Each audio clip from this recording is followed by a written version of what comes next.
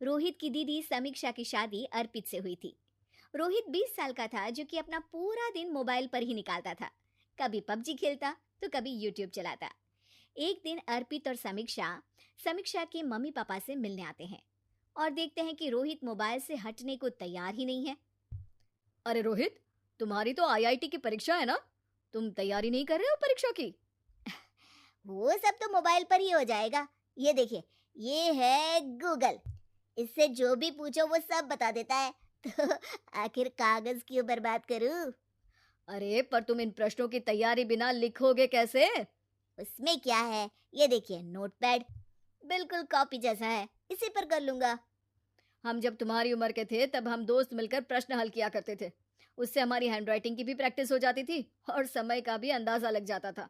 और फिर साथ में हम एक दूसरे की मदद भी कर देते थे अगर कोई अटक जाए तो।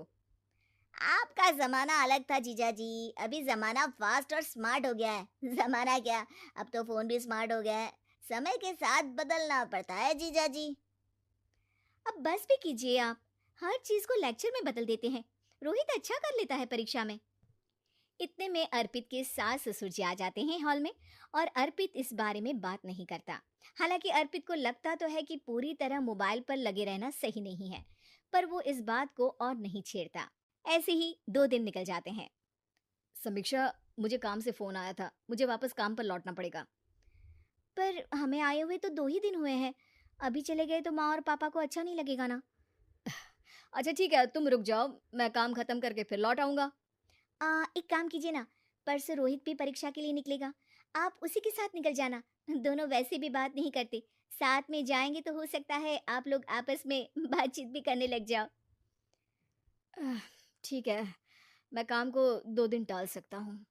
उसी रात जब सब खाना खाने बैठे थे, तो अर्पित अपने जाने की खबर बाकी लोगों को बताता है। मुझे काम के लिए वापस जाना होगा। अरे बेटा, पर अभी तो तुम आए हो, इतनी जल्दी चले जाओगे? नहीं माँ जी, समीक्षा यहीं रहेगी और मैं जल्दी काम खत्म करके वापस आ जाऊंगा। ठीक है, काम भी जरूरी है। वैसे कब निकलोगे बेटा? 2 दिन में।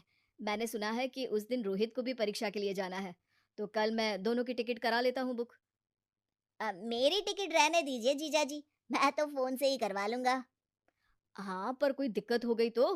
अरे कोई दिक्कत नहीं होती जीजा जी, फोन सब कर सकता है।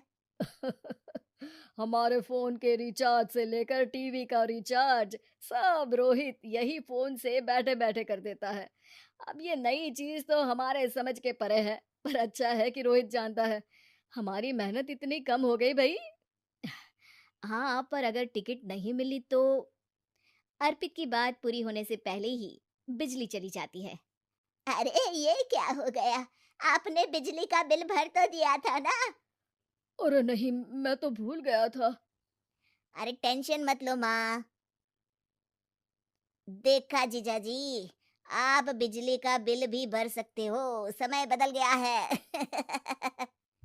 एक बार फिर अर्पित इस बात पर बहस नहीं करता।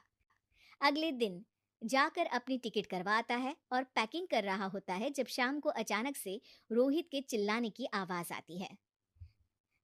नहीं, प्लीज प्लीज हो जा, ऐसा मत कर यार, प्लीज हो जा। अरे क्या हो गया रोहित?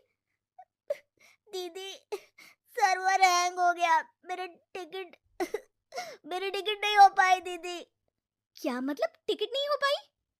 इतने में वहां रोहित के मम्मी और पापा भी आ जाते हैं। अरे क्या हो गया? माँ, मेरा टिकट नहीं हो पाया, सर्वर डाउन हो गया। अरे पर तूने तो बोला था कि हो जाएगा। हो जाता है, पर अब क्या करूं, ये क्या हो गया? अब कल की तो कोई बस भी नहीं है, ना ही अब टिकट मिलेगी ट्रेन की कल के लिए। मुझे तो कोई रास्ता नहीं दिख रहा। अब फिर लगता है मेरा ये साल बर्बाद हो जाएगा। घर पर एकदम से दुख का माहौल छा जाता है और सब रोहित को डांटते हैं, पर इतने में अर्पित वहां आ जाता है।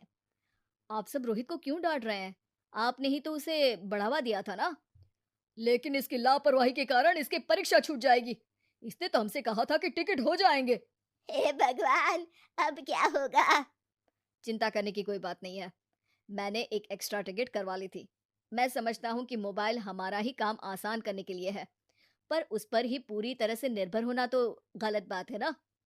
रोहित, टिकट को देखकर बहुत खुश हो जाता है और जोर से जाकर अपने जीजाजी के गले लग जाता है। सॉरी जीजाजी, मुझे आपकी बात ध्यान से सुननी चाहिए थी, पर थैंक यू सो मच। हाँ बेटा, तुमने तो इसका भविष्य बचा लिया। शिक्षा, दूसरों से मदद मांगना गलत नहीं, पर दूसरों पर निर्भर हो जाना गलत।